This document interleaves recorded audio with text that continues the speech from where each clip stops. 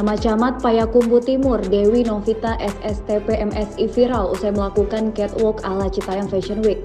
Aksinya tersebut menuai sorotan berbagai pihak, termasuk dari Majelis Ulama Indonesia atau MUI Payakumbuh. Perempuan yang dikenal sebagai Dewi Centong tersebut kini tak lagi menjadi camat. Dia digeser jabatan ke bagian ini. Dewi Centong melalui akun Instagramnya telah mengaku menyesal. Ia juga berterima kasih kepada MUI Payakumbuh yang telah menegurnya. Dewi Novita mengaku telah legowo dengan keputusan pimpinannya yang memutasinya ke Sekretaris Satpol PP Kota Payakumbuh. Sebelumnya beredar isu jika Dewi Centong dipecat atau dicopot dari jabatan camat Payakumbuh imbas melakukan aksi catwalk bab Citayam Fashion Week. Fakta terungkap setelah tak lagi menjabat sebagai camat Payakumbuh Timur, Dewi Centong kini mendapatkan mutasi menjadi Sekretaris Satpol PP Kota Payakumbuh.